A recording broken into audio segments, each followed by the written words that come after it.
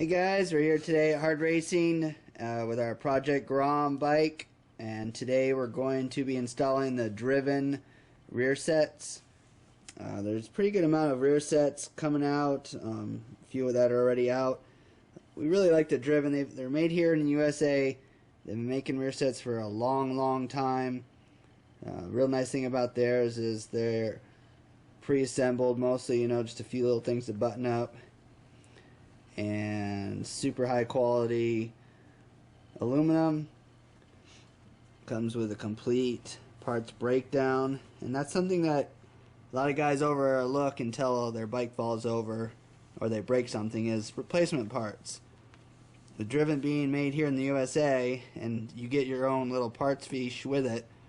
If you break something or you lose a bolt or whatever, you call them up in California and you can get the bolt replacement and sent out to you real quick. Something to think about when you're considering what type of rear sets you want to get. So the rear sets from Driven are for front only. There's no passenger setup for them. They are set up for race use. Obviously 90% of the guys out there use them on the street, but it is a race part, so they do not come with a brake light switch. The option is you just make sure you're always using your front brakes as well, which still have a brake light switch on them.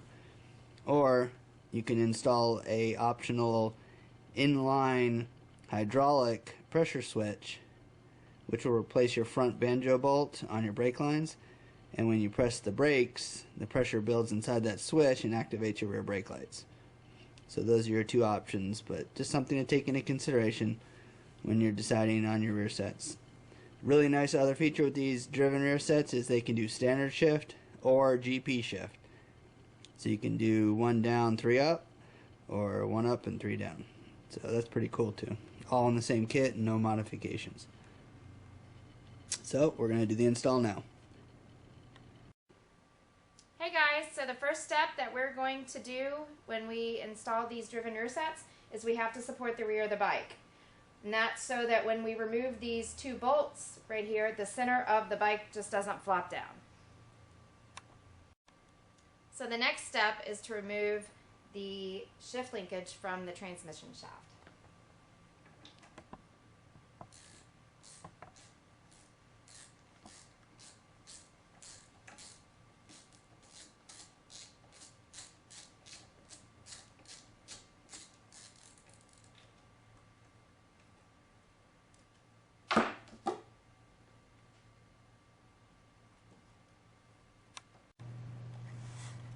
Okay, so it doesn't come all the way off until you remove the rear set, and so the next step that we're going to do is remove the swing arm pivot bolt.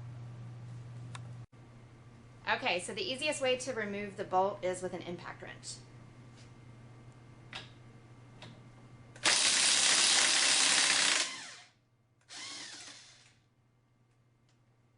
Pretty easy. Okay, so now that you have the nut removed, what you want to do to push the bolt out, take a long screwdriver, and what it's going to do is going to help you push the bolt out and also keep everything aligned.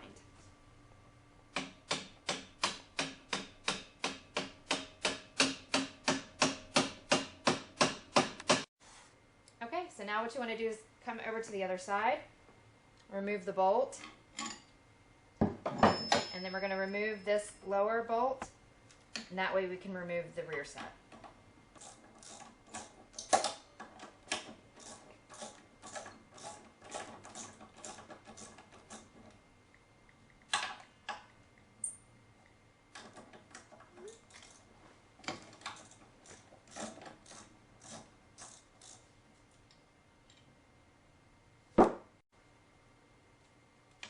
And that's why you wanted to have the linkage halfway off, so it didn't torque anything and it easily removes itself.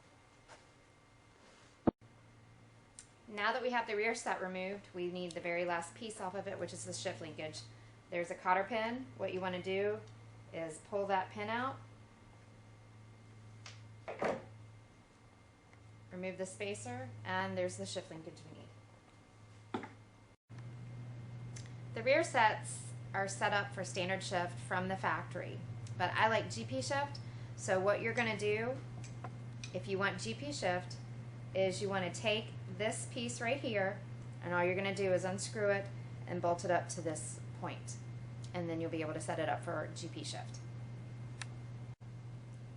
Now that we have moved our point over for GP shift, we're ready to install the rear sets. But one very, very important thing we want to point out is any bolt you have to undo or install on the bike when you install your rear sets, always use blue Loctite. Very, very important. Now the next step is going to be taking your foot peg and figuring out where you want to put it. You've got 4 holes to choose from. Just remember, this is something that you can change after you put these on the bike if it's not comfortable, if you feel like it needs to be moved. Just remember though, once you put them on and you decide that's where you want to keep it, use blue Loctite again. We have 4 spacers that we use to mount the rear sets to the bike. The 2 that we're going to use to mount the left side rear sets are these front 2. So now what we're going to do is take your left side rear set, take your bolt,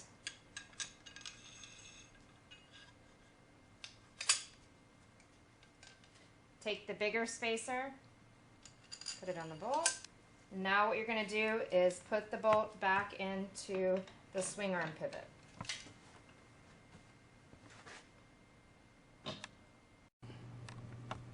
Okay, so once you have the bolt almost all the way through, what you actually want to do is stop and bolt up the bottom part of the rear set so it's not flopping around. So you take the smaller washer that we had sitting here, put that on the back side. Now your kit does come with 2 bolts. We're going to take the shorter bolt. Make sure to Loctite it as we said earlier. Slide it through.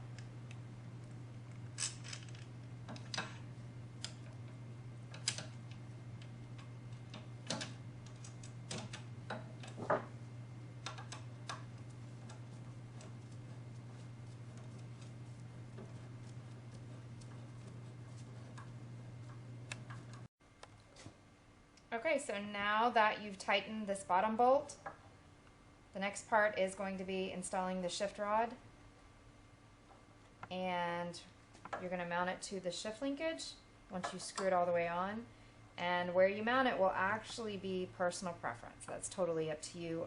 Hand tighten everything so that you can first figure out what position is going to work best for you.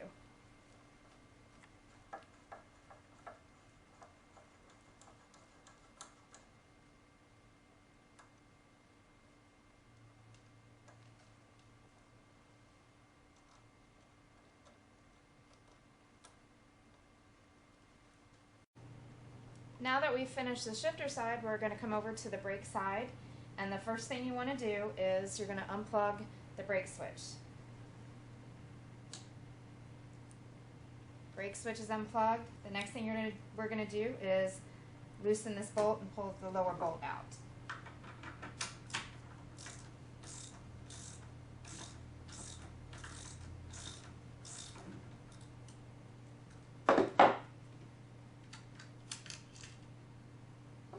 You want to kind of support it so it's not flopping around. So you pull that off of the bolt. Now what we need to do is we need to get the master cylinder off of this rear set. So we've got to loosen these bolts, pull those bolts off, and there's also a bolt down here. We'll just need to pull that cotter pin out, and that should release that also. It's actually not a bolt, but a little piece, and that actually will release the entire master cylinder.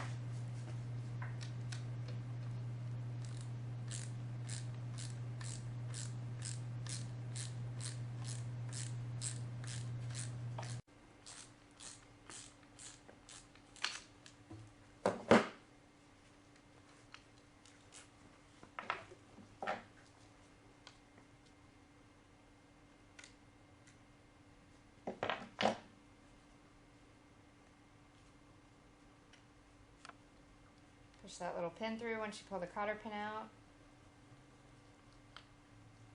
Not a lot of room, so just give it a second.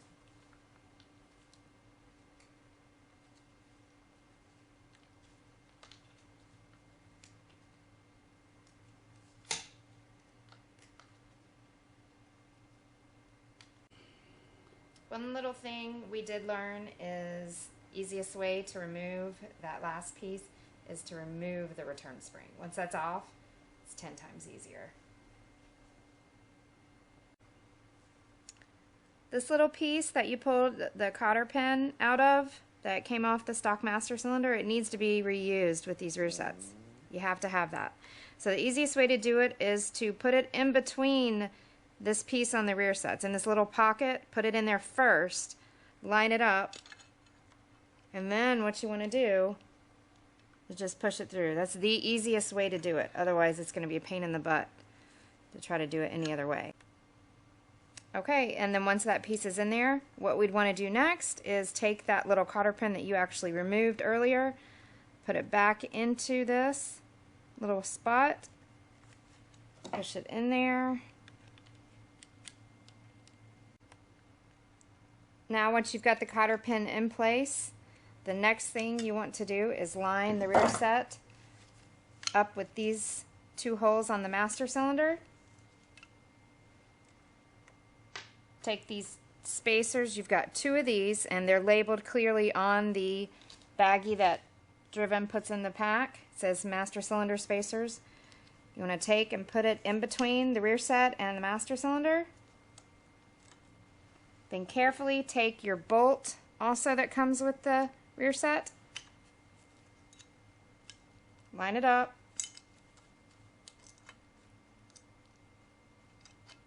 Can be a little difficult with gloves, but you just line it up, push it in that way. The first one's in there, and do the exact same thing on the second hole. Now that we have the bolts pushed through with the spacers in there, on the back side what you want to do is put a little bit of Loctite. As we said before, always Loctite any bolts that you're mounting. And then there's going to be 2 supplied nuts, and it's labeled also on another little baggie that they include to let you know these are for the master cylinder. Line it up and just bolt those right up. Screw the nuts on. Just hand tighten them.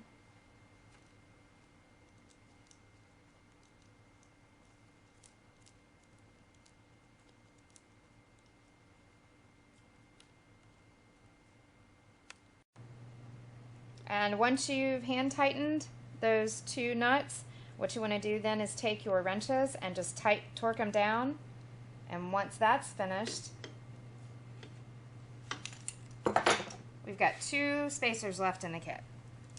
We got the bigger one, that's actually going to go on the pivot axle. And put your nut on there. Hand tighten once again. Then your second smaller spacer that's left, line it up. And you've got that longer bolt that we pointed out earlier. Take that, make sure you have Loctite on that. Line it up.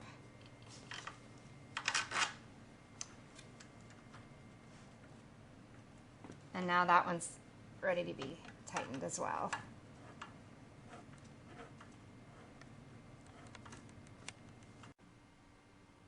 Okay, so now that we've gotten that all buttoned up, the next thing to do is to torque this nut down to 40 foot-pounds.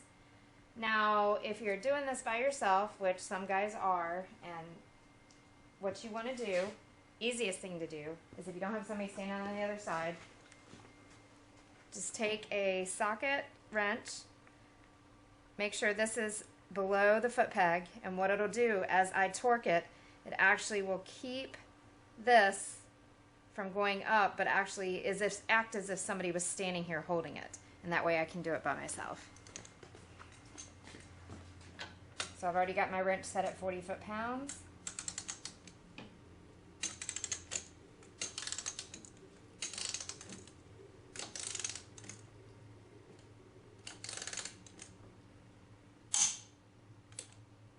Once you hear it click, just double check, always double check.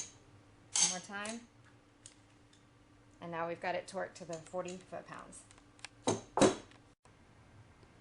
Now that we've torqued that nut, the very last thing you want to do is make sure all your bolts are tightened are torqued down, because the last thing you want to do is go out and ride and have a bolt become loose, or worse yet, fall out. These are your foot controls, so it's really important that they stay intact. So just make sure you go around, check everything, double check yourself, make sure everything is tightened, not hand tightened, but tightened with wrench, socket, whatever's needed. And one more thing that we wanted to point out, because our kit was like this, and this is something that you want to make sure, because ours was just had been hand tightened, is this pivot bolt. We are assuming that Driven does that because before, just in case you have to loosen that bolt to remove anything so that you have to mount something else, whatever, you just need to make sure that your bolt is actually torqued down. So what you want to do is if it is hand tightened, you'll be able to tell, just put the wrench in, unbolt it, put blue Loctite on it, make sure then when you put it back in, torque it down, and you should be good to go. And the same thing with the brake side as well. So that's the very, very last thing that we stress, is to make sure that this bolt is also Loctited and torqued down. So final impression on these Driven rear sets, they were definitely worth the wait. Great quality, craftsmanship, design, layout, everything. To be able to have standard and GP shift in the same kit, fully adjustable, toe pieces are foldable, just one less chance to break something if the bike falls over. You can adjust them, put them in this hole, that hole. The rod even comes with a little bit of a snippet at the end, so if you did put a quick shifter in there, you could trim the rod, and you'd probably even be able to use the same rod. 4 holes adjustable up here. Even tells you how much it goes up and back, 18 mil up, 18 mil back. The design of it's just, I mean, it's really, really nice. It's smooth shifting. It's all, you know, press bearings in there and stuff. I mean, it's a nice quality setup. I gotta say, they did a great job. Overall, I would give it 5 out of 5 stars. And if you have any other questions or want to go ahead and order a set of these, just let us know. Check out our website at hardracing.com.